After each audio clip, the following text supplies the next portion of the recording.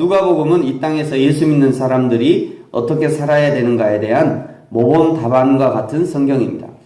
예수 믿는 사람들이 이 땅에서 살아가는 이유가 무엇일까요? 예수 믿는 목적이 죽어서 천국 가는 것이라면 예수 믿는 순간에 천국에 데려가는 것이 가장 좋습니다. 그런데 이 땅에서 예수 믿는다는 것은 죽어서 천국 가는 것보다 더 중요한 목적이 있는데요. 그것은 예수님이 사셨던 예수님의 삶을 이 땅에서 재현해내는 것입니다. 예수님이 말씀하셨던 것처럼 말하고, 예수님이 생각하셨던 것처럼 생각하고, 예수님이 섬기셨던 것처럼 그렇게 섬기고, 예수님이 사랑하셨던 것처럼 그렇게 사랑하고, 또 예수님이 예배하셨던 것처럼 예배하고, 기도하셨던 것처럼 그렇게 기도하는 것, 그것이 예수 믿는 이후에도 저와 여러분이 여전히 이 땅에서 살고 있는 이유라고 할 수 있습니다. 그것이 한마디로 천국의 삶이죠. 그것이 날마다 주기도로 기도하는 하나님의 나라가 이 땅에 이루어지게 하는 그 일이 바로 그것인 것입니다. 그런데 이 예수님을 닮아가는 것이 하루아침에 되는 것이 아니고요. 하루아침에 되는 것이 아니기 때문에 저와 여러분이 신앙생활을 통해서 조금씩 변화하려고 노력하는 것입니다. 어떤 분은 이미 50년 이상을 예수를 믿어도 아직도 예수님처럼 변화되지 못한 자기 자신을 보면서 괴로워하는 것이죠. 어떤 사람은 사도 바울처럼요, 예수 믿는 그 순간에 아주 극적인 회심을 경험하기도 합니다만, 그 다음에 첫 번째 회심은 아주 천지가 개벽할 것처럼 그렇게 변화가 있었는데, 그 다음부터 너무너무 속도가 느린 것 때문에 고민하는 사람들도 많습니다. 이것이 신앙생활의 어려움이라고 할 수 있는 거죠. 그러면 어떻게 하면 이 땅에서 예수님을 믿는 사람들이 예수님의 삶을 닮아갈 수 있는가? 그 고민을 가지고 기록한 성경이 오늘 누가복음이라고 할 수 있습니다. 누가복음을 기록한 누가는요, 가능하면 예수님의 모든 행적을 있는 그대로 순서대로 오늘 성경을 기록했습니다.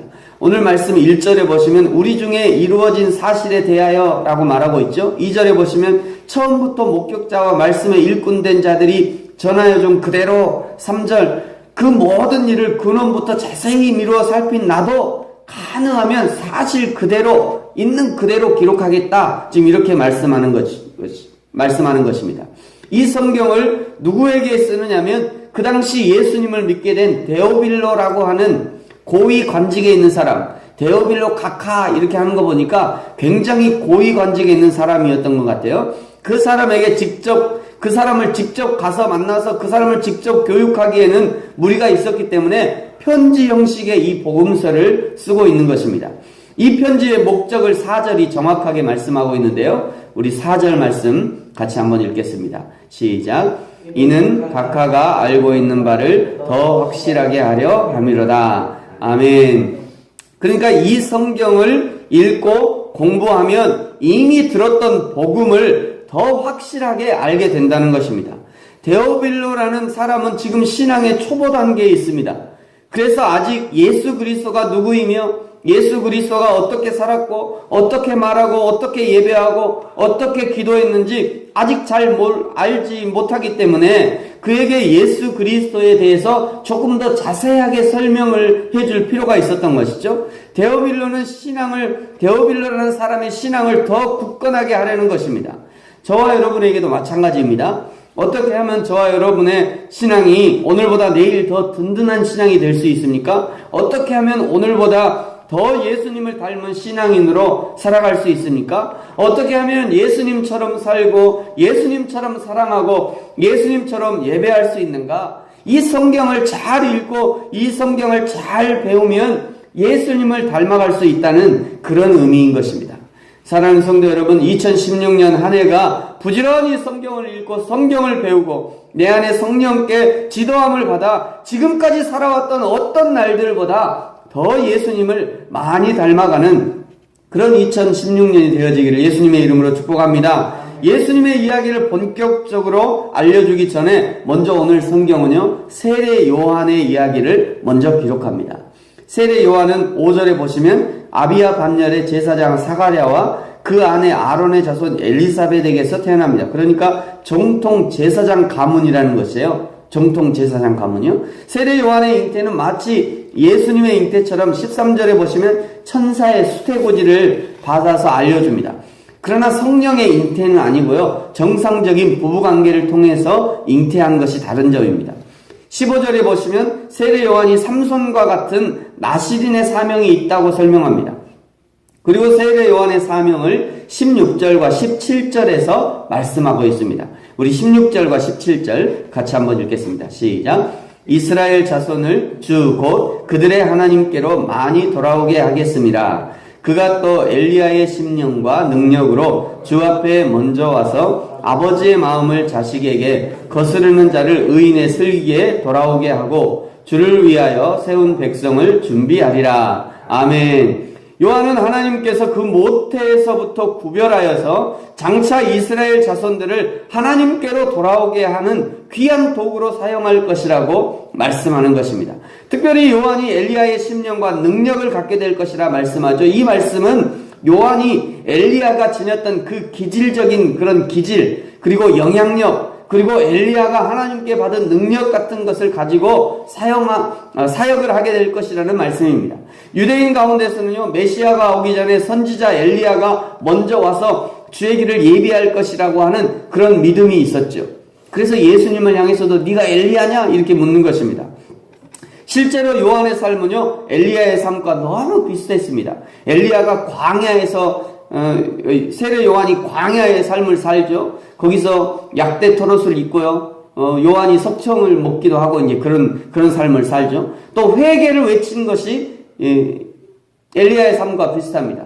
회개를 외치고는 그냥 고난을 받은 것도 비슷하고요.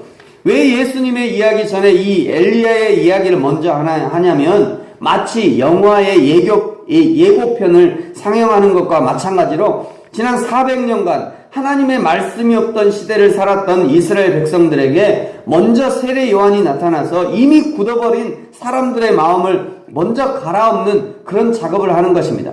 요한복음 1장 23절에서 세례 요한은 스스로 자신을 이렇게 소개하고 있어요. 이르되 나는 선지자 이사야의 말과 같이 주의 길을 곧게 하라고 광야에서 외치는 자의 소리다 라고 말합니다. 주의 길을 곧게 하라는 것은 마치 전장에 출장하는 군대의 마차가 잘 지나가도록 그 길을 평탄하게 하고 길가에 거치는 것이 없도록 청소하는 것처럼 그 역할을 맡았다고 세례 요한이 스스로의 사명을 설명하는 것입니다.